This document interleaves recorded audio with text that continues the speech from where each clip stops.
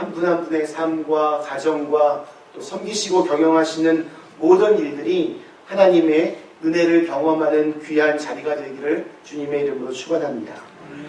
그리고 허리케인으로 막대한 피해를 당하고 있는, 그러나 서로의 손을 붙잡고 또 위기를 극복하려는 모든 이 땅의 백성들에게 하나님의 위로하심과 자비하심이 함께하기를 간절히 기원합니다. 저는 오늘 설교를 시작하면서 우리 함석헌 선생님의 그대 그 사람을 가졌는가라는 시로 시작을 하고 싶습니다. 그 시가 이렇습니다. 말리길 나서는 길, 처자를 내맡기며 맘 놓고 갈 만한 사람, 그 사람을 그대는 가졌는가. 온 세상이 다 나를 버려 마음이 외로울 때에도 저 맘이야 하고 믿어지는 그 사람을 그대는 가졌는가. 탔던 배에 꺼지는 순간 구명대에 서로 사양하며 너만은 제발 살아다오 할 그런 사람을 그대는 가졌는가. 불의의 사형장에서 다 죽여도 너희 세상 빛을 위해 저만은 살려두어라 일러줄 그런 사람을 그대는 가졌는가. 잊지 못할 이 세상을 놓고 떠나려 할 때 저 하나 있으니 하며 빙긋이 눈을 감을 그 사람을 그대는 가졌는가. 온 세상의 찬성보다도 아니 하고 가만히 머리 흔들 그 한 얼굴 생각에 알뜰한 유혹을 물리치게 되는 그 사람을 그대는 가졌는가. 인생에는 소중한 것들이 정말 많이 있습니다. 그중 가장 중요한 것 중에 하나가 바로 만남입니다. 인생은 보면 수많은 만남으로 이루어져 있습니다. 한 남자와 한 여자가 만나서 서로 부부를 이룹니다. 어떤 사람을 만나느냐에 따라 팔자가 바뀝니다. 부모와 자식도 마찬가지입니다. 잘못 만나면 평생 소가리를 해야 합니다. 좀 나이가 들어서는 사위와 며느리를 드리는 그런 만남이 있습니다. 새 식구가 자식보다 더 소중하고 사랑스러울 수도 있고 아니면 짐을 하나 더 떠안을 수도 있습니다. 직장에서도 좋은 동료나 아니면 선배, 후배를 만나면 그 직장 생활이 행복해집니다. 어떤 때는 월급이 그리 많지 않아도 그 관계가 너무나 좋기 때문에 그 삶이 참 좋을 수도 있습니다. 여러분은 지금 어떠한 만남을 가지고 계십니까? 함석헌 선생님의 이 시에서처럼 말리길을 떠나면서도 모든 것을 다 맡기고 안심할 수 있는 그러한 소중한 만남을 가지고 있으십니다. 그런데 보면 만남은 우리 인간의 힘으로 그걸 이렇게 컨트롤할 수 있는 것이 아닌 것 같습니다. 만남은 하나님께서 주시는 복입니다. 하나님께서 저와 여러분에게 정말 좋은 만남, 축복된 만남을 주시기를 기도합니다. 하나님은 만남, 그것이 우연이든 전혀 예상치 못했던 만남이든 아니면 어느 날 갑자기 문득 깨달았든지 만남을 통해서 우리의 인생을 이끌어 가십니다. 그러므로 지금 내 곁에 있는 어느 누군가는 하나님께서 분명한 목적이 있으셔서 나에게, 우리에게 주신 사람들입니다. 그 만남에 우리가 충실해야 합니다. 하나님께서 어떠한 축복을 그 만남 뒤에 예비해 놓고 계신지 우리는 알 수 없습니다. 오늘 이 아침에 저희가 읽은 이 성경 말씀 속에서는 사도 바울의 마음속에 만남의 축복으로 기억하고 있는 두 사람이 소개되고 있습니다. 한 사람은 디모데이고 또 한 사람은 에바브로디도입니다. 바울이 왜 이 두 사람과의 만남을 기뻐했고 또 감사했는지 오늘은 좀 그것에 대해서 살펴보려고 합니다. 먼저 디모데입니다. 22절에서 바울이 디모데를 이렇게 소개합니다. 자식이 아버지에게 함같이 나와 함께 복음을 위하여 수고하였다. 디모데를 지금 아들이라고 부릅니다. 정말로 디모데는 바울이 신앙 안에서 낳은 아들 같았고 또 아들처럼 가장 긴밀한 관계를 맺었던 그러한 사람입니다. 디모데는 이 사도 바울이 가장 신뢰했던 사람이었습니다. 20절 말씀 보면 이렇게 되어 있습니다. 이는 뜻을 같이하여 너희 사정을 진실히 생각할 자가 이밖에 내게 없음이라. 디모데에 대한 깊은 신뢰를 지금 보여주고 있습니다. 뜻을 같이 한다라고 하는 이 표현이 참 마음에 와닿습니다. 부부가 여러분 언제 정말 부부 같고 언제 행복합니까? 서로 같은 곳을 바라보고 또한 같은 꿈을 꿀 때 그 가정이 행복해집니다.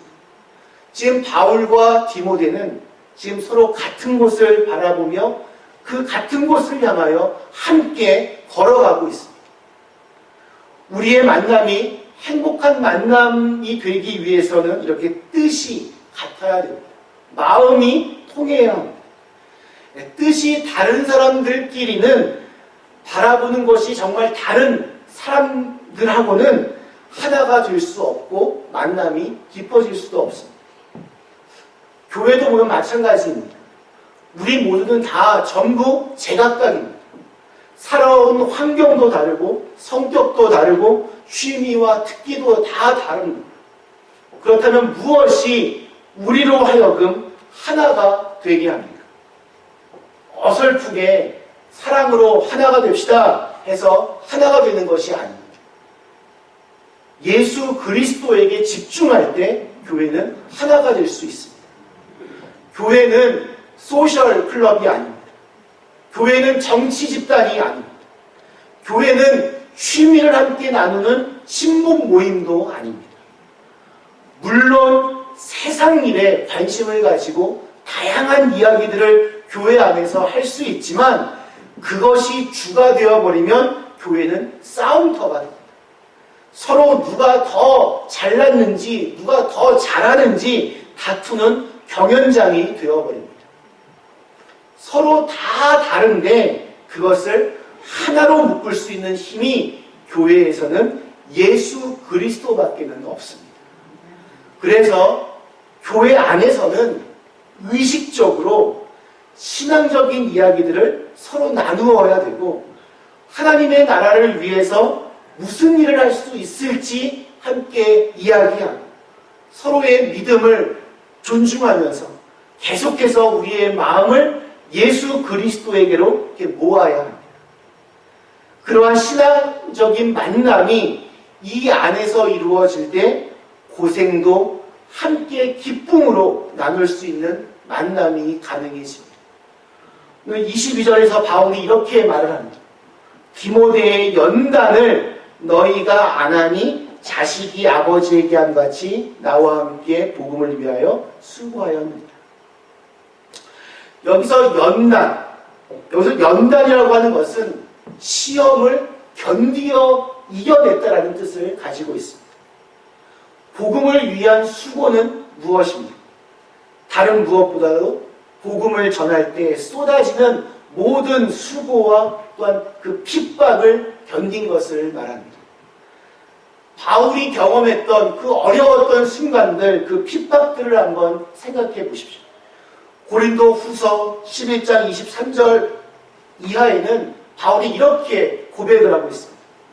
내가 수고를 넘치도록 하고 옥에 갇히기도 더 많이 하고 매도 수없이 맞고 여러 번 죽을 뻔하였으니 유대인들에게 40에서 하나 강한 매를 5번 맞았으며 3번 태장으로 맞고 1번 돌로 맞고 3번 파선하고 1주야를 깊은 바다에서 지냈으며 여러 번 여행하면서 강의 위험과 강도의 위험과 동족의 위험과 이방인의 위험과 시내의 위험과 광야의 위험과 바다의 위험과 거짓 형제 중에 위험을 당하고 또 수고하며 애쓰고 여러 번 자지 못하고 줄이며 목마르고 여러 번 굶고 춥고 헐벗었노라.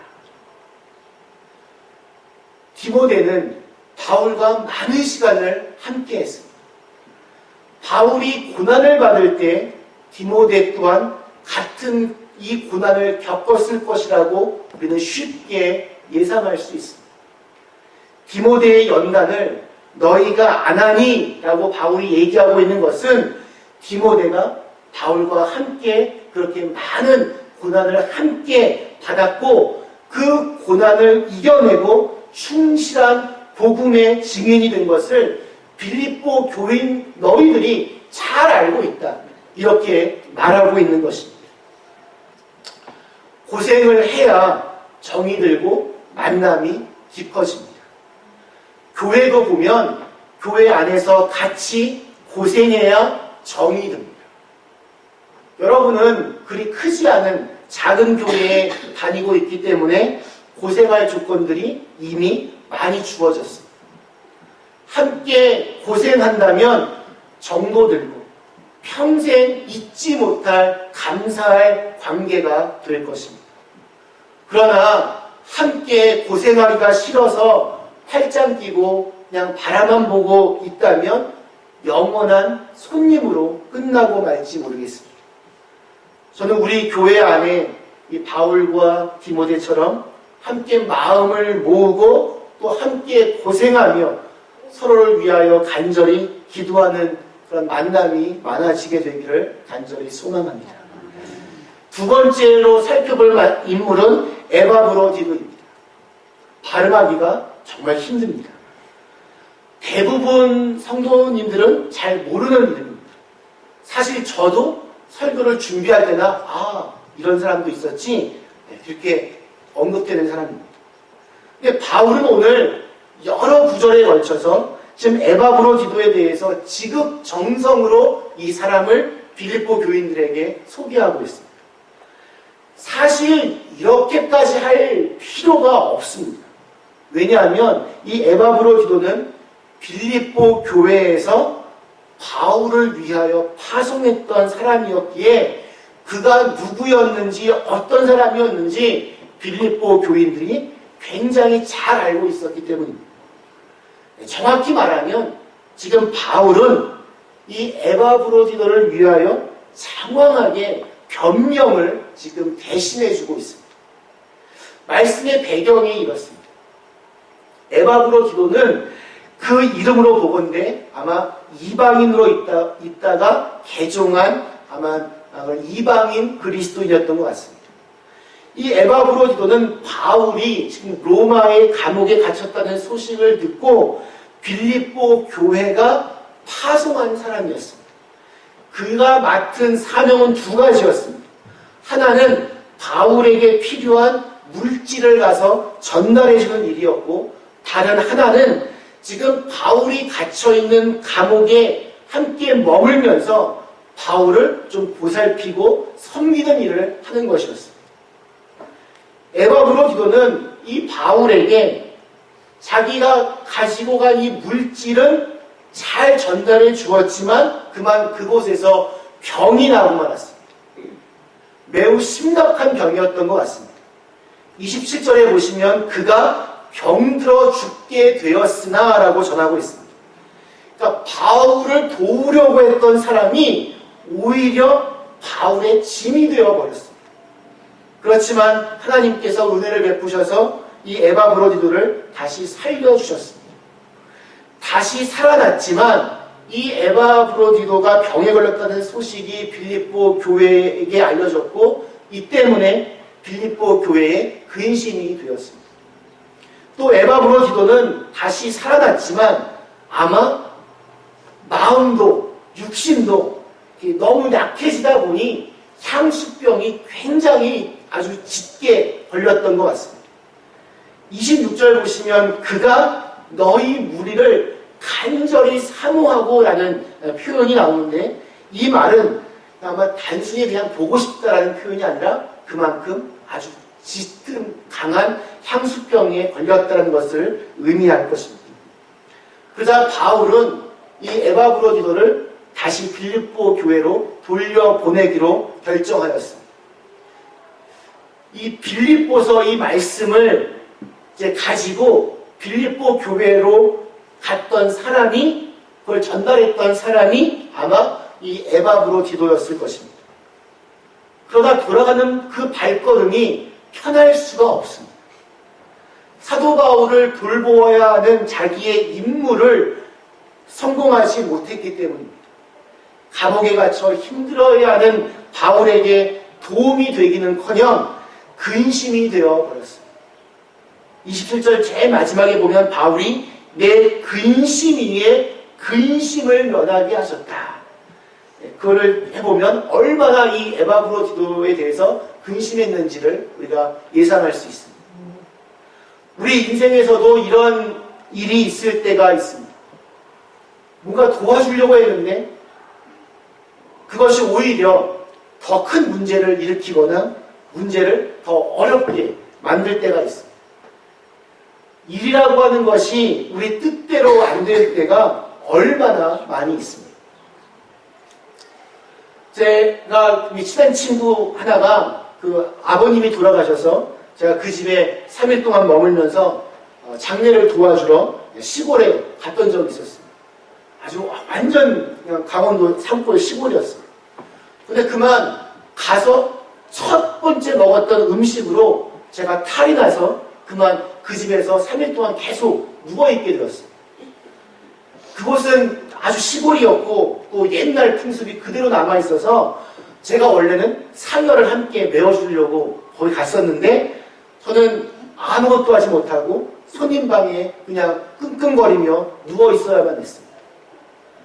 저도 미안하고 친구와 그 식구들도 저한테 미안했습니다. 제가 좀 뭔가 짐을 좀 덜어주려고 갔다가 짐을 하나 더 얹어준 꼴이 되었습니다. 지금 이와 같은 곤란함이 바울과 에바브로디도가 느끼고 있는 근심의 정체이죠. 사실 이와 같은 일들이 우리 일상사에 정말 비일비재합니다. 도우려고 하는 것이 오히려 화근이 될 때입니다. 그런 점에서 우리가 분명히 알아야 할 것은 인간은 전지전능하거나 인간은 완벽하지 않다는 것입니다. 그래서 우리 인생에서는 이런 어떤 실수가 잦아서는 안 되겠지만 좋은 의도로 한 일이 더 어렵게 되었을 때 그럴 수도 있지. 그래도 잘해보려고 한 건데 이렇게 그것들을 받아들일 수 있는 마음이 우리에게 필요합니다. 자꾸 그런 일들 때문에 우리가 행하는 사람이 좌절되어서는 안 됩니다. 우리는, 저와 여러분은 하나님이 아닙니다. 완벽할 수 없습니다. 전능하지 않습니다. 또한 이 때문에 좀 피해를 당한 사람도 그 행위를 좀 이해해주고 용납할 수 있어야 됩니다. 일부러 그런 것이 아닙니다. 저는 그래서 사무엘상에 있는 말씀처럼 외모가 아니라 우리의 중심을 보시는 하나님이 참 좋습니다. 우리의 마음을 보시는 하나님. 비록 어리석고 실수도 많이 하지만 마음에 품고 있던 그 선한 동기를 보시는 하나님이 참 좋습니다. 사도 바울은 이러한 마음을 가지고 지금 에바브로디도를 위해서 빌립보 교회에 변명을 하고 있는 것입니다. 바울은 이 에바브로디도에 대해서 그는 나의 형제다. 함께 수고한 자요. 함께 군사된 자다. 너희 사자로 나의 쓸 것을 돕는 자였다. 저는 자기 목숨을 돌보지 않고 나를 섬겼다. 그러니 기쁨으로 저를 영접하고 존귀하게 여기라고 간곡하게 부탁하고 있습니다. 아주 화끈하게 그를 지지해주고 있는 것입니다. 우리 사회가 날로 각박해지고 살기 힘들어지는 것은 그 사람의 마음을 좀 이해하려는 따뜻함이 점점 사라지고 있기 때문인 것 같습니다. 우리가 대화할 때도 가장 중요한 것이 서로 공감하는 마음이라고 합니다. 그 실수에 대해서 따지기 전에 왜 이렇게 했어? 이렇게 했어야지 따지기 전에 그런 행동을 할 수밖에 없었던 그 마음을 먼저 이해해 주는 것이 우리에게 필요합니다. 그릇을 아이가 깨뜨렸습니다. 그 그릇을 깬 아이를 보면서 아유 속 터진다 속 터져 이 애물단지야 이렇게 말하기 전에 엄마를 도우려다가 네가 이렇게 했구나 아유 엄마를 도우려고 했는데 참 아프진 않니 하며 그 아이의 마음을 먼저 공감할 때 아이는 자기의 잘못도 인정하고 또 감정도 상하지 않는다는 내용을 책에서 본 기억이 있습니다. 정말 이 에바브로디도는 바울을 위해서 자기가 할 수 있는 일들을 선한 마음을 가지고 열심히 했습니다. 비록 그 사명을 완수하고 잘 감당하지 못했지만 그는 그러한 마음을 가지고 그 먼 길을 달려와서 바울과 함께 그 감옥에서 바울의 짐을 나누어 줬습니다. 감옥에 있는 죄수를 돕는 것은 자기도 위험에 처해질 수 있다는 것을 의미합니다. 그런데도 이 에바브로디도는 바울을 돕기 위해서 자기의 있는 정성을 다했습니다. 비록 병에 걸려서 모든 일들이 자기의 뜻대로 예상대로 되지는 못했지만 그 선한 마음을 바울이 생각해 보면 어찌 감사하지 않을 수 있겠습니까? 그래서 바울은 에바브로디도를 향해서 그는 나의 형제라고 그렇게 부릅니다. 아무리 피를 나누었어도 어렵거나 힘들 때 그 아픔을 전혀 나누거나 돕지 않는다면 형제 자매라고 할 수 없습니다. 그러나 전혀 생면부지의 사람일지라도 그리스도 안에서 사랑을 나누고 서로 도울 때 우리는 한 형제 자매가 됩니다. 바울은 에바브로디도가 그런 소중한 존재임을 고백합니다. 오늘 마지막 30절은 이렇게 끝을 맺고 있습니다. 그가 그리스도의 일을 위하여 죽기에 이르러도 자기 목숨을 돌보지 아니한 것은 나를 섬기는 너희의 일에 부족함을 채우려 함이라. 에바브로디도는 바울을 도우려다가 죽을 병에 걸렸던 사람이고 병에 걸렸음에도 불구하고 그냥 할 수 있는 한까지 바울을 도왔던 사람입니다. 이것이 바울에게 근심의 원인이 되기도 했지만 돌이켜보면 얼마나 고마운 사람입니다. 이러한 고마운 마음이 들었기 때문에 이런 고마운 만남이 있었기 때문에 비록 감옥 안에서도 바울은 행복했을 것 같습니다. 돌아가는 이 에바브로디도의 마음은 사실 편치를 않습니다. 교회가 맡긴 일을 잘 끝내고 정말 개선장군처럼 멋있게 돌아갔어야 됐는데 병들어 자기 일을 다 못 마치고 돌아가고 있습니다. 바울은 에바브로디도를 향하여 빌립보 교회가 온 마음을 다하여 기쁨으로 그를 반기라고 그렇게 명령합니다. 어떤 사람이 성공을 했든 성공하지 않았든 자기를 희생하며 그리스도인의 길을 걸어가는 사람들을 우리는 존귀히 여길 수 있어야 됩니다. 어떤 선교사가 먼 곳에 선교를 하러 갔는데 효과적인 선교를 하지 못하고 어찌 보면 실패하고 열매를 많이 맺지 못하고 다시 돌아올 수도 있습니다. 그때 우리는 그가 어떠한 마음으로 그 오지에 갔던가 또 그리스도를 위하여 얼마나 많은 것을 포기하며 그 선교지로 갔었는가 생각하며 결과를 놓고 그 사람을 평가하기 이전에 그 사람을 존귀히 여길 수 있어야 합니다. 세상에서는 성공한 사람만 환영받지만 하나님 나라에서는 이처럼 그 결과가 어찌 됐든 그리스도의 마음을 따라서 희생의 길을 걸어갔던 사람들을 위한 성대한 잔치가 일어날 줄로 믿습니다. 말씀 마치겠습니다. 사는 그린비 가족 여러분, 바울이 옥중에서도 기뻐할 수 있었던 이유는 그에게는 디모데와 에바브로디도와 같은 사람이 있었기 때문입니다. 바울과 디모데와 에바브로디도 모두가 그리스도의 마음으로 그리스도를 위하여 수고를 아끼지 않았던 사람들이었습니다. 그 중에서도 바울과 같이 정말 성공하여서 큰 이름을 남길 수도 있고, 디모데처럼 한 중간 정도의 이름을 남길 수도 있고, 에바브로디도처럼 교회 역사 속에서 그렇게 아는 사람이 많지 않은 미미한 빛을 비추고 있는 사람도 있을 수 있습니다. 그러나 그들 모두가 하나님의 눈에는 다 존귀한 자들이었고, 이들의 수고가 있었기에 오늘날 교회가 부흥이 되었고 하나님의 나라는 끝없이 전진할 수 있게 되었습니다. 감옥으로부터의 희망 메시지 오늘 6번째, 좋은 만남이 삶을 행복하게 만든다라는 것을 여러분 기억하셔서 하나님 저에게도 이러한 복된 만남이 이루어지게 해주세요. 인생 속에서 바울을 만나게 해주시고 디모데를 만나게 해주시고 에바브로디도를 만나게 해주세요. 또한 어느 누군가에게는 내가 그러한 존재, 그러한 사람이 되게 해주세요.